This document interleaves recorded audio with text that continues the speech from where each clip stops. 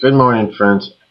I want to explain the word generation in the best I can in its context in Matthew chapter 24, verse 34. But it's very hard, but I'm asking you to take a honest look at it, and not just accept what you're hearing from the new age. So hopefully I can show you another perspective so you at least can consider all things. Words, definitions, how they were formed or where they come from can be difficult sometimes. Let me give you an example. Romans 12:2, it says, "Be not conformed to this world, but be transformed by renewing of your mind." That word world there, be not conformed to this world, is the word eon, if I'm pronouncing this right, and it means time or age. Paul was telling us not to be conformed to these times or age in which we are living in. That's how it should read, but the word world is there, so it can get kind of confusing in having a real true understanding of things. Most scholars know this, and well, I won't go over there on certain things. Now, in Matthew 24, verse 34, first off, I covered some of this in another teaching briefly.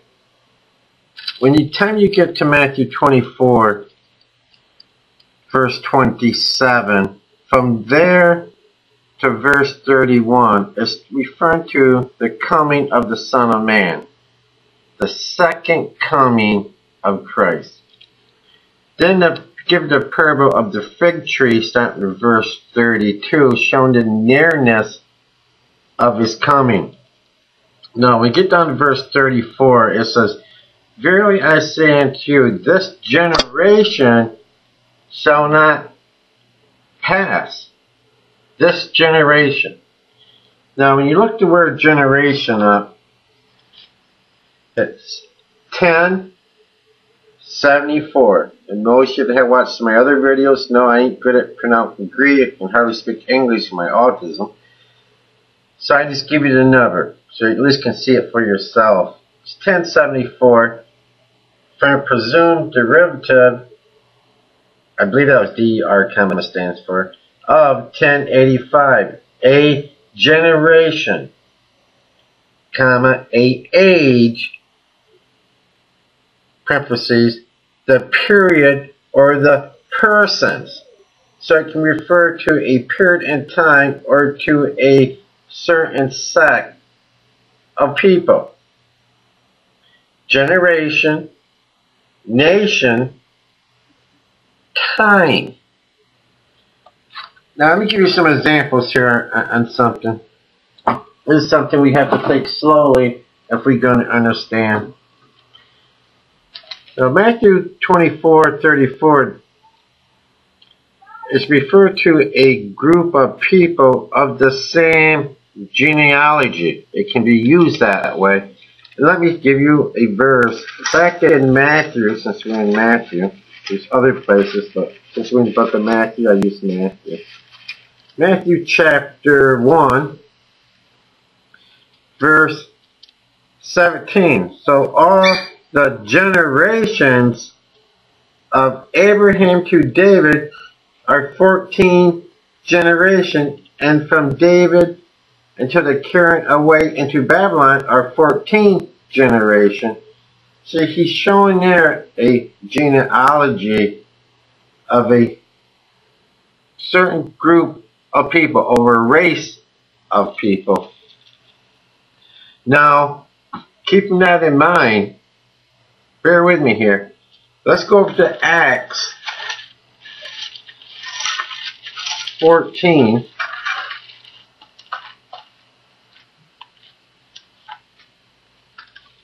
Acts 14.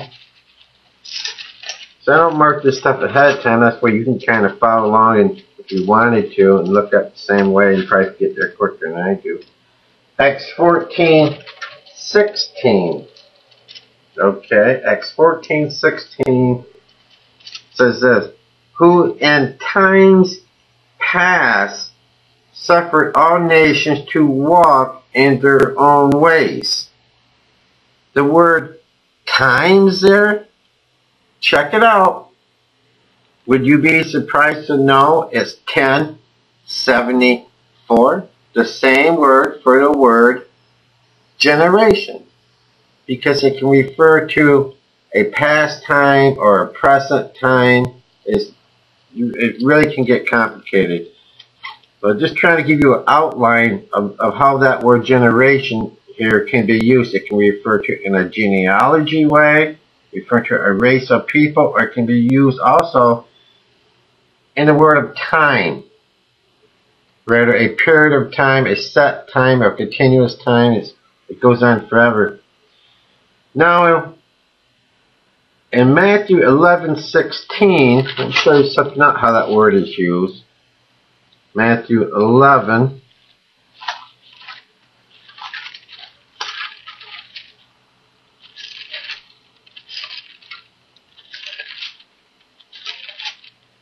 Eleven 16. But whereunto shall I liken this generation? It is like unto children sitting in the market and calling unto their fellows. But you see here, if you back up, you see what Jesus, what's going on here. But whereunto shall I liken, get that, liken this generation? It is like unto children sitting in the market and calling their fellows. Here, the word generation is being transferred from people to the time in which they lived. You get what I'm saying? Let me read it one more time so you can see what I'm getting at. But unto shall I liken this? Now, this generation is likened unto children sitting in the market. It's just simply the word generation. Generation here is being transferred from people, referring to people of a genealogy, to the time in which they lived. So you see how the word generation can be changed in one's speech. It depends how a person uses it in their speech. Now, before explaining, there's so much to this that I'm leaving a lot. We can go on for, it took me days to get, almost drove me nuts to understand this word generation here. Before explaining any farther the word generation, let's finish reading the passage here. Alright, then we go back to this generation. Verily I say unto you, this generation shall not pass till all these things be fulfilled. Heaven and earth shall pass away, but my words shall not pass away. How do I want to explain this? The word pass here does not mean to pass as in a sense from life to death or to annihilate, to pass in that sense, but it simply means to change as in a new birth. Or let me give you an example. I wrote something down here, if I can remember where I wrote it. Turn to me to Hebrews. And this part, to understand that word pass, is very important. Just bear with me and you'll be surprised by what I want. I think Hebrew chapter, I think I wrote down chapter 1. Verse 10 through, what did I mark down here? 10 and 10 through 12. And you, Lord, in the beginning have laid the foundation of the earth, and the heavens are the works of your hands. They shall perish, but you remain, and they all shall wax old as doeth a garment, and as a vesture shall you fold them up, and they shall be changed. Now, if you look at the word change up there, it just means to change from one condition to another. It just change it from one condition to another. Also, if you look at Romans 8, here when you see I'm tying this all together, in Romans 8,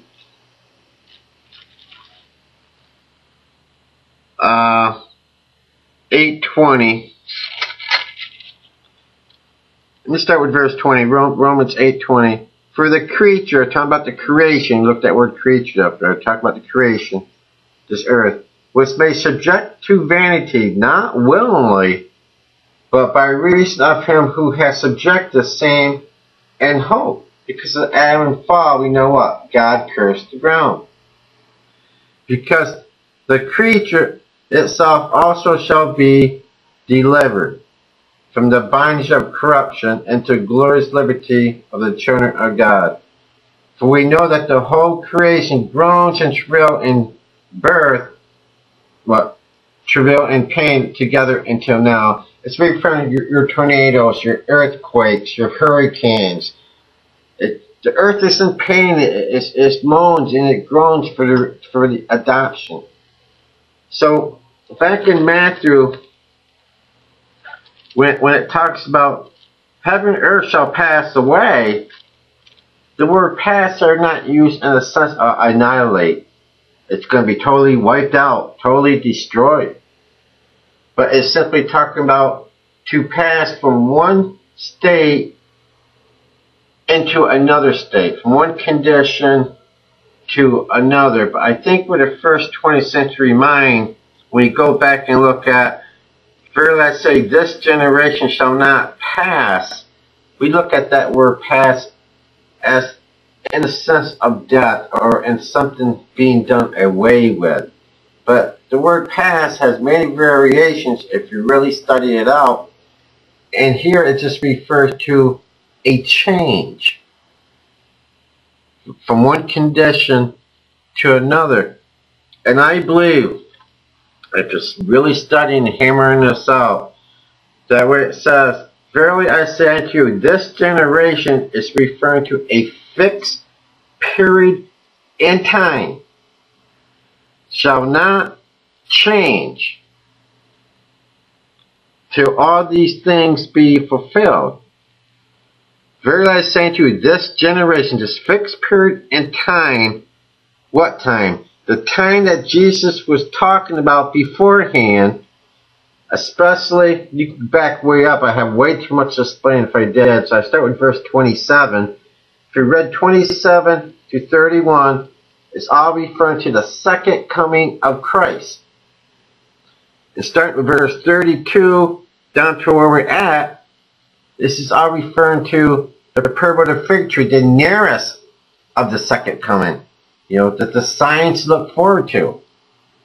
And he says, verily I say to you, this fixed period in time, that word generation, shall not change from one condition to another till all these things be fulfilled. Jesus spoke here about something that's going to happen here in the future, a set period of time. It's not going to change. We're not going to get here, skip over here, and go through here. God said it, that settles it. And that's the next verse says down, I don't think we read it, verse 35. Heaven and earth shall pass away, but my word shall not pass away. Jesus said it, that settles it. It's going to happen. That's it. But I think we get confused on two major words, and I can understand how people can get confused on the word generation. It is tough. I spent several days on that. I even tried to look at scholars' teachings on it, but then I had to check their background and see what was wrong in other things. Just made it wrong in this. I had to do my own homework from scratch. You know, usually I looked at a little bit of everything. I do my own study, and then I compare it to what other people have to say after I've done it to see what I'm missing or who's right. It takes a lot of homework. Studying this, I was back in high school instead of doing this. This is really, it can be hard. But I think it's because I can understand how people can misunderstand how the word generation can be used because of the variations. But it's not just the word generation that is misused, but it's also the word pass. Because we always, in our first 20th century mind, we always see the word pass as in a passing away in death or a passing of time or something like that. But it's not always used in that variation in the Greek. It also has many. But one of those things is a passing from one condition to another. And the word also has to do with age. And you can go on for, let me give you an example where my mind's at here. If you go to Ephesians chapter, I wrote it down, chapter 3, verse 21. Just give you some homework.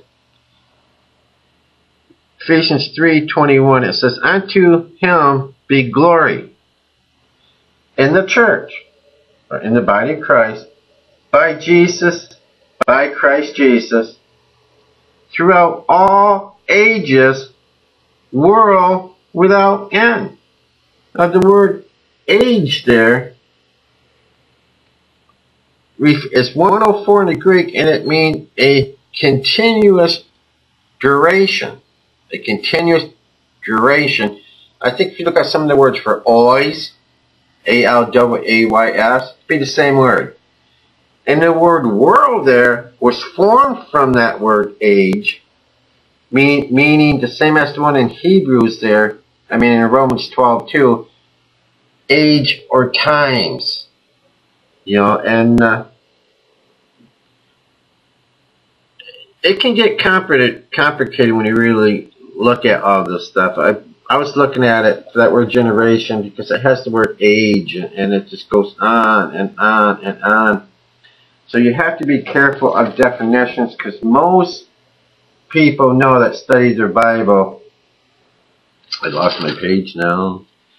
That there's more than one definition for a word, depending on how it is spoken and what's being said.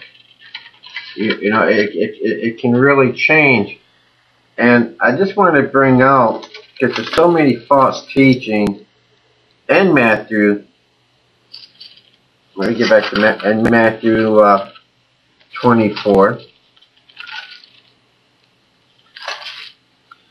In Matthew 24, in fact, sometimes I have to do a study on the whole chapter, or it just takes so many videos. I just want to give you another way to see this word generation and how what other people are trying to give you through a religious doctrine. Don't take their word for anything. Don't even take my word for anything.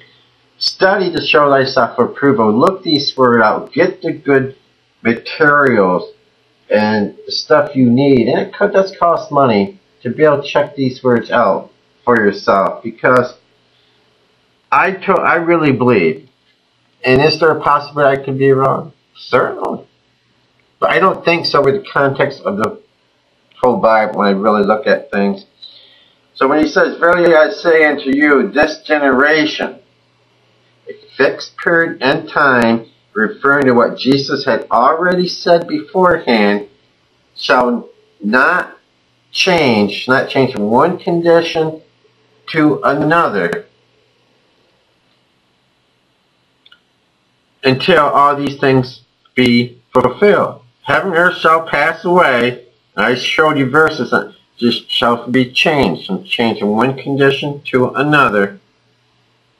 But my word shall not pass away. See, God said it's going to happen. It is there. You know, it's not going to jump over. It's not going to bypass it. It's not going to go around it. It's something Jesus said at a fixed period in time, and it's going to happen. And I believe that's the way it reads, and it would make total sense and line up with other things in the Bible. So, if you get nothing more from this than another understanding of how you have to be very careful when you're using the Greek and looking at the words, I hope it's been helpful.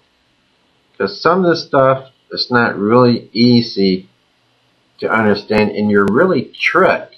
And there's even people that pretend to be scholars that outright lie and only give you one definition and one viewpoint according to their religious doctrine. And it's not right. The truth should be given and let people judge for themselves. You know, give them all the information and let people decide. You know, and people that knows me well or even see many of my videos know I just seek the truth. You know, I don't seek it according to a religious doctrine or a religious belief. So when people ask me, what are you? I'm Bible. That's it. I'm just plain Bible. And so I leave it there. And I hope it gives those that really try to trick you and say, no, this is definitely what it means, according to their religious doctrine, especially the New Agers, that you at least this will open your eyes to seeing in other ways and how that word can be used. God bless, and thanks for your time, your patience.